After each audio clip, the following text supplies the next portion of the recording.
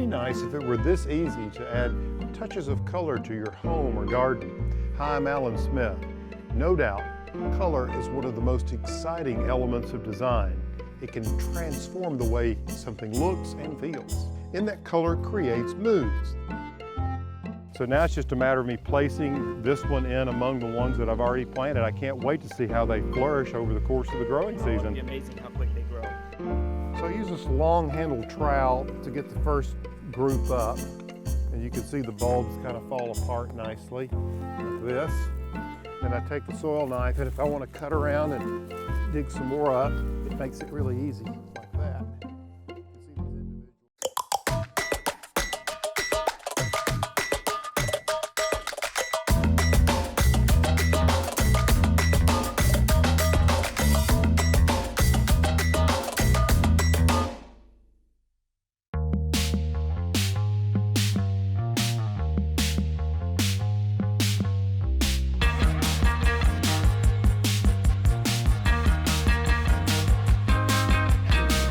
Hi, I'm Alan Smith. Welcome to the show. Did you know that an estimated 65% of American households have some type of pet or another? So let me bring that into perspective. That accounts for about 80 million families that have either dogs, cats, birds, hamsters, reptiles, a horse, or any combination thereof. That's a lot of pets. And it's safe to say that pets are quite popular. So popular, in fact, that pet expenditures like food and toys and vet care are part of a $60 billion industry. So today I thought we'd explore some projects and places that enrich the lives both of the pets and their owners. And to get us started, we're going to head to a cafe that is perfect for cat lovers.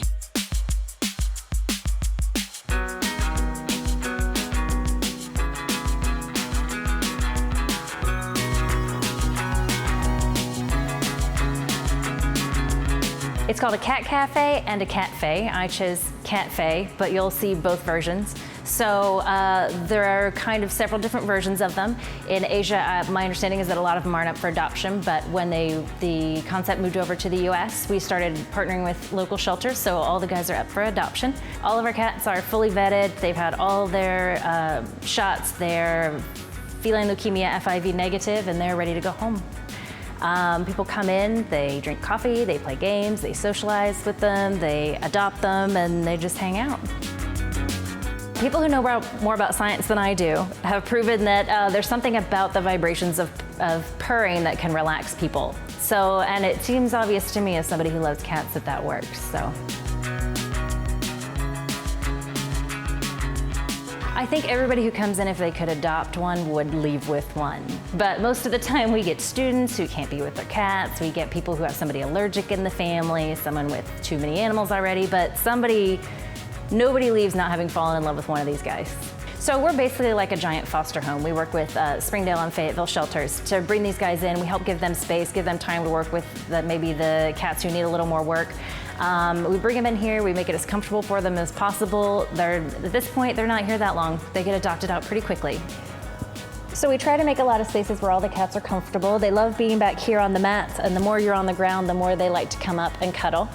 We have quiet areas for when they want to nap. We have fun areas with the toys. They're pretty much in everything all the time. So there's not really many places you can go where you can't find a cat around here.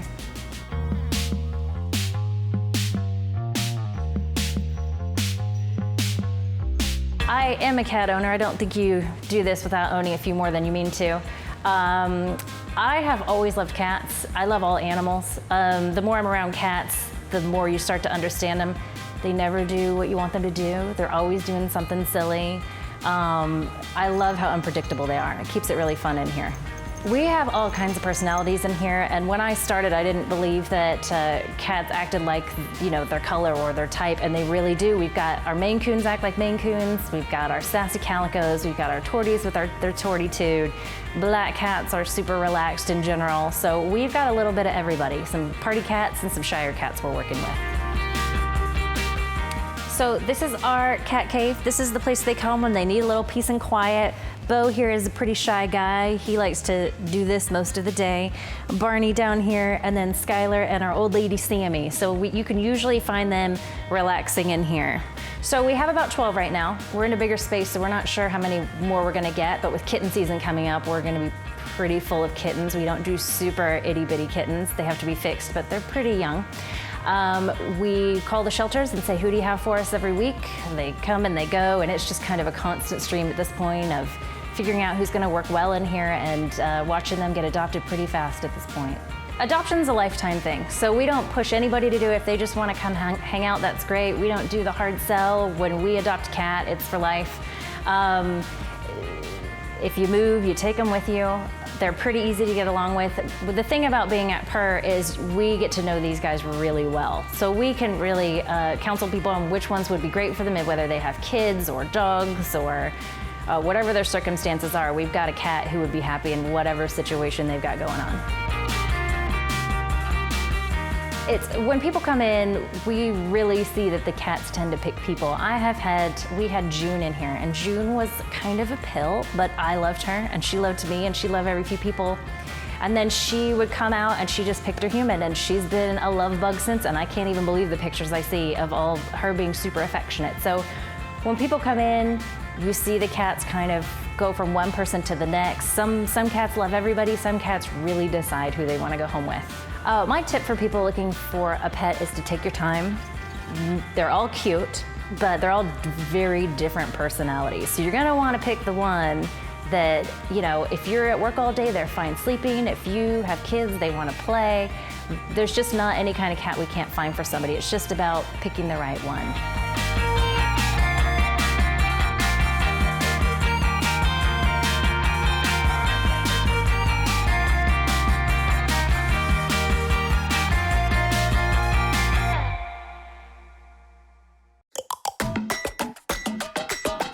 Coming up, this easy-to-grow herb will have your cats meowing. Just look at this. I wish you could smell it. So stay with us.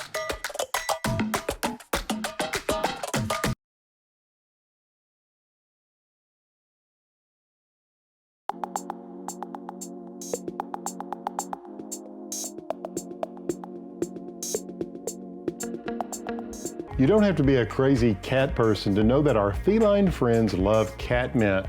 If you choose the right variety, it can pull double duty in beautifying your garden and bringing all the kitties into your yard. There are two things that just send me over the top when it comes to my garden. One is fragrance. I love any sort of fragrant flower or foliage, and the other is sort of anything in the blue to purple tones, and that's what you're seeing here. Of course, I adore lavender. Who doesn't love lavender in the garden? But for me, it can be a little tricky, it can be fussy. I have heavy clay soils. About the best I can do in lavender is to grow it in a container, which isn't so bad. But an alternative plant is catmint. Just look at this. I wish you could smell it. It's just fantastic. And look at the flower power. This particular catmint is called Cat's Meow. And I love it because it's not as difficult for me to grow. It actually will do okay in my soils, and it's a perennial. It comes back regularly, reliably, year after year, and blooms aplenty, as you can see. Whereas for the lavender, I need for it to grow in a sandier soil, a soil that drains much more sharply or quickly for it to survive, and sometimes it doesn't come through the winter. So if you're looking for an alternative in your garden to bring you that lavender-looking experience and a marvelous fragrance, give a catmint like Cat's Meow a try.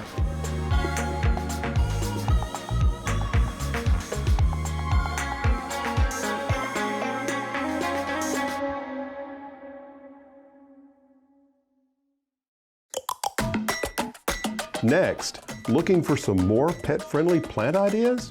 Get your green thumb ready. You don't want to miss this.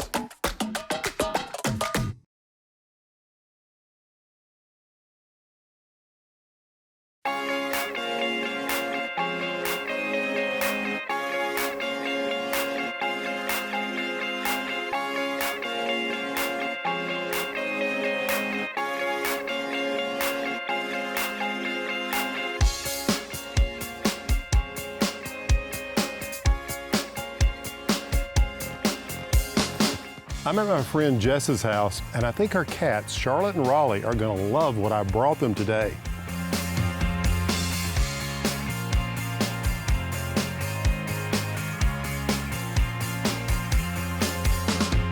Well, there you go, Jess. What do you think?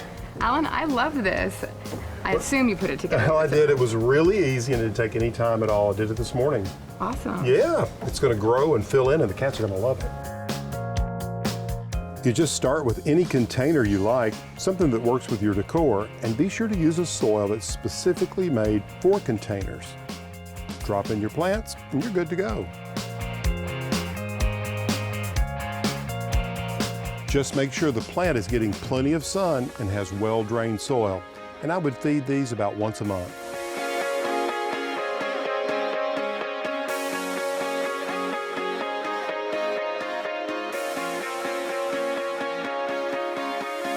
Now, Jess, another plant that your adorable kitties will love is catgrass. Really? Oh, yeah, they'll be all in it.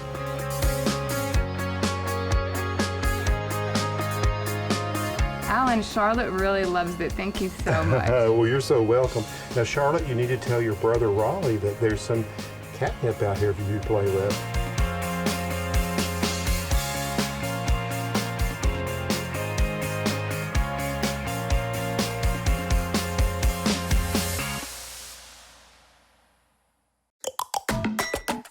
After the break, I've got a few training tips for your furry friends, as well as a great dog treat recipe. Stay tuned.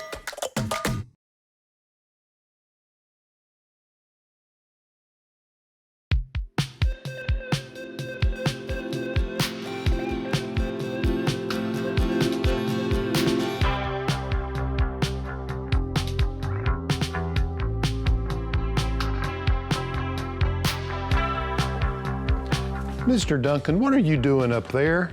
You need to get off the sofa. He certainly is a cute little rascal. Pets we regard as members of the family, and why not?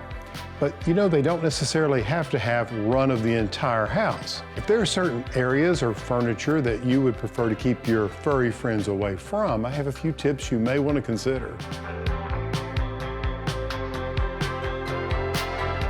First and foremost, you want to make sure that your pets have a designated space that provides a comfortable alternative to the area you're trying to keep them away from, like a pet bed or a specific piece of furniture. Use treats to encourage your pet to use that area. You can also make those areas they prefer a lot less desirable. Harmless but effective things like double-sided tape or aluminum foil deter pets from furniture and countertops by creating an uncomfortable sensation when walked on. If those solutions don't work, consider blocking access by placing large items in the way of the area. Alternatively, you can buy or make your own deterrent device. These usually work by making a loud noise that startles the animal when they're in places they shouldn't be. For those of us who are naturally inclined, you can mix your own Keep Away spray by using citrus or bitter apple scented oils. Cats and dogs alike are not fond of the smell.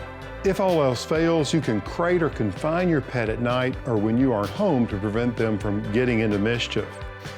The key to keeping your house in order and your pets happy is balance. If your pets are engaging in problematic behavior, and even the best ones will from time to time, right, Duncan?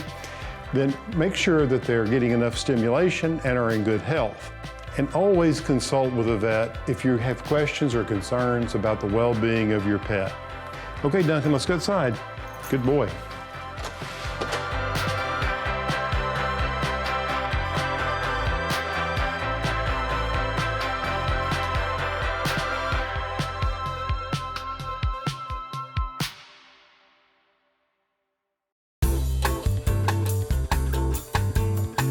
If you're looking for a natural canine treat to help with the training of your dog, here's a great recipe that you can make yourself. I'm sure it'll be a hit with your pooch.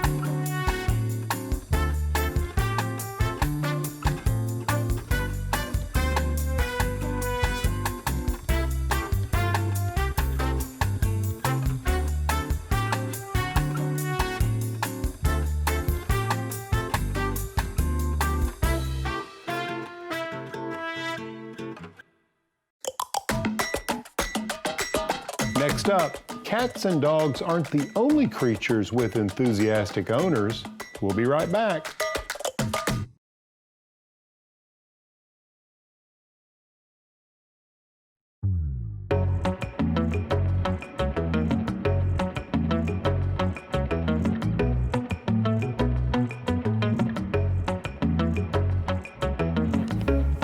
A healthy flock starts with good nutrition. If you know me, you know I'm crazy about chickens. I mean, after all, look at the size of this chicken house I built. So for me, caring for my chickens is very important. Apart from having clean water, quality feed that supplies necessary nutrients is one of the most important parts of keeping your flock healthy and happy. On my last visit to the big Ohio National Poultry Show, I got a chance to talk to Sherry McCullough. She's a poultry exhibitor that shares my love for raising healthy chickens, and she just happens to be a silky lover too.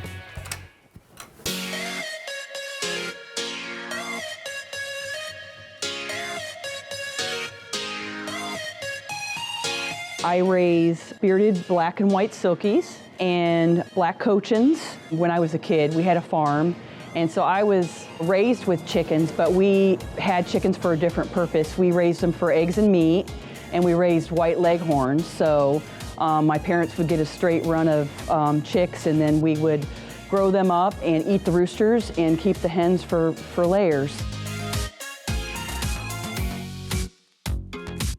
As I got older and got married, I really wanted to have my own farm, so that's the first animals that we put on our farm animals were chickens.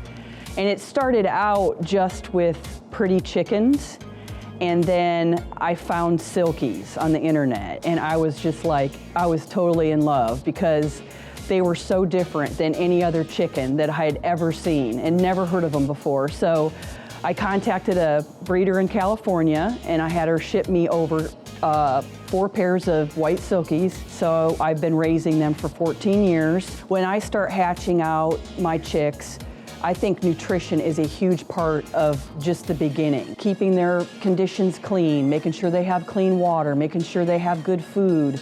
And it just kind of continues, and you build on that. You really got to start it out when they're really young, when they're babies. I plan on being around for a long time. A long time. Right, girl?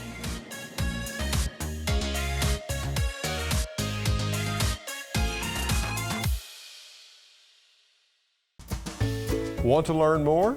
Visit PAllenSmith.com for delicious recipes, garden tips, blog posts, and our online store.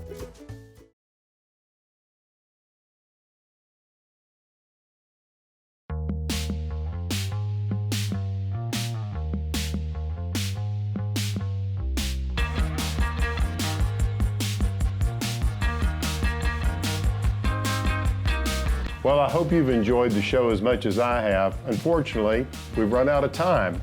I hope you found a few ways to help make your home a little more pet-friendly. I know these guys will find their way of thanking you in their own special way.